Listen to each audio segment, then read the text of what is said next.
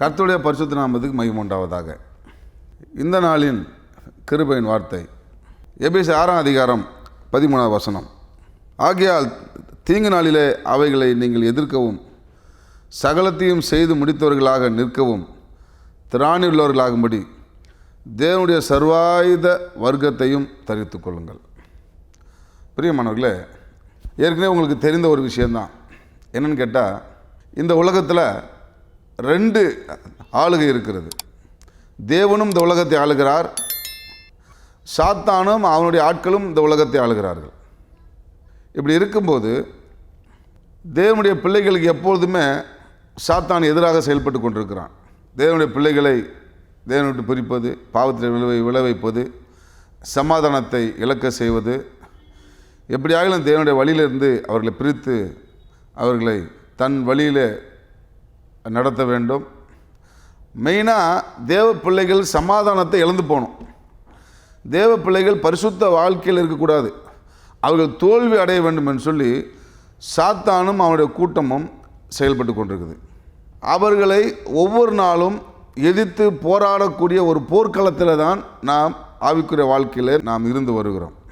ஒரு சாத்தான் சாதாரணமாக நாம் எடைப்பட்டு விடக்கூடாது. சாத்தான் பயங்கரமான பலசாலி, அவனுக்கு பேரே பலவான். இப்போ இந்த பலவான் உங்களை எதிர்த்து உங்களை ஜெயிக்காதபடிக்கு நீங்கள் அவனை எதிர்ப்பதுக்கு தயாராக இருக்க வேண்டும். இப்போ அவனை எதிர்க்க வேண்டும் என்று சொன்னால் உங்களுக்கு பலமான ஆயுதம் தேவை.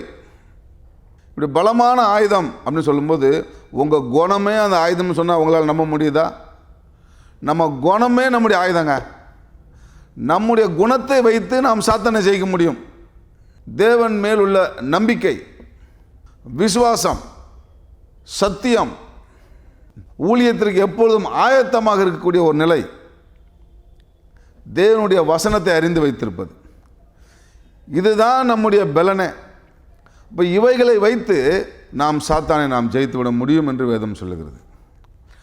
நீங்கள் கற்றுக்கொள்ளுகிற பாடம், நீங்கள் கற்றுக்கொள்ளுகிற குணம், இதுதான் உங்களுக்கு பாதுகாப்பு. அப்போ இப்படிப்பட்ட குணத்தை நாம் தரித்து கொள்ள வேண்டும். இப்படிப்பட்ட குணத்தை நாம் தரித்து கொள்ளும்போது சாத்தானுடைய வல்லமையை எளிதாக நாம் முறியடித்து விட முடியும் என்று சொல்லி வேதம் நமக்கு சொல்லுகிறது. இந்த ஆயுதங்கள், இந்த சத்தியம், விசுவாசம், நம்பிக்கை, ஊழிய வாஞ்சை அல்லது ஊழியத்துக்கு தயாராக இருக்கக்கூடிய ஒரு நிலைமை, இதெல்லாம் நமக்கு ஆண்டவர் வல்லமையாக கொடுத்துருக்கிறான். இந்த வல்லமைகள் நம்மகிட்ட இருக்கும் என்று சொன்னால், இந்த வல்லமை இருக்கும் என்று சொன்னால், சாத்தான் எவ்வளோ பலசாலியாக அவன் இருந்தாலும் நம்மை அவனால் ஜெயிக்க முடியாது. நாம் அவனை சுலபமாக ஜெயித்து விடலாம். அதான் வேதம் சொல்லுது, தீங்கு நாளிலே அனைத்து போராயுதங்களையும் நாம் எதிர்த்து நிற்கும்படிக்கு, இல்லைங்களா? இப்போ தீங்கு நாளில் நாம் அவர்களை எதிர்த்து நிற்கும்படிக்கு சகலத்தையும் செய்து முடித்தவர்களாக, நாம் ஜெயம் பெற்றவர்களாக நான் நிற்க திராணி உள்ளவர்களாகும்படிக்கு இப்படிப்பட்ட ஆயுதங்களை நீங்கள் தரித்து கொள்ளுங்கள் என்று வேதம் சொல்லுகிறது. ஆகினால பிரியமானவர்களே, சாத்தானை ஜெயிக்கிறதுக்கு பீரங்கி படையோ துப்பாக்கியோ உதவாது, கத்தி கபடா உதவாது. அவனை ஜெயிக்கணும்னா நல்ல குணங்களினால மட்டும்தான் நீங்கள் ஜெயிக்க முடியும்.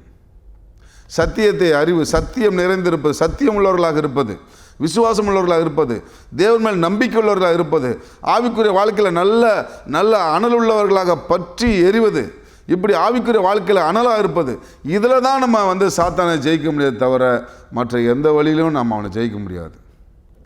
ஆகவே பிரியமானவர்களே, மனிதன் அறிந்தோ அறியாமலோ ஏதாவது ஒரு ராஜ்யத்தில் அவன் குடிமகனாக இருக்கிறான். ஒன்று தேவ ராஜ்யத்தில் இருக்கணும், இல்லை சாத்தானுடைய ராஜ்யத்தில் இருக்கணும். சாத்தானுடைய ராஜ்யத்தில் இருக்கிறவனுக்கு எந்த நேரத்திலும் சாத்தான் அவனை விழத்தள்ளுவதற்கு கர்ஜிக்கிற சிங்கத்தை போல அவன் அழிந்து திரிந்து கொண்டிருக்கான் வேதம் சொல்லுது. அப்படிப்பட்ட சூழ்நிலையில் நாம் எப்படி இருக்க வேண்டும் என்று சொன்னால், நல்ல குணங்களை உடையவர்களாக நாம் இருந்து, அந்த குணங்களே ஆண்டவர் நமக்கு பாதுகாப்பாக, நமக்கு ஆயுதமாக அவர் கொடுக்கிறார். நாம் நல்ல எண்ணங்களை, நல்ல குணங்களை நாம் தேவனுடைய சமூகத்தில் பெற்று அதில் நாம் வளருகிறவர்களாக நாம் காணப்பட வேண்டும். அப்படி வளரும்போது நம்முடைய வாழ்க்கையில் சாத்தானுடைய எல்லா தீய சக்திகளுக்கும், எல்லா விதமான தீய போராட்டங்களுக்கும் நாம் ஜெயம் பெற்றவர்களாக நாம் நிற்க முடியும். ஆகையினால தேவ சமூகத்தில் பரிசுத்த ஆவினால் அருளக்கூடிய நல்ல குணங்களுக்காக நாம் போராடுவோம். போராடி நல்ல குணாதிசயங்களை நாம் தேவத்தில் பெற்றுக்கொள்வோம். அதுவே நமக்கு பாதுகாப்பு என்பதை நினைவு கொள்ளுங்கள். கர்த்தர் தாமே உங்களை ஆசீர்வதிப்பாராக. ஆமென்.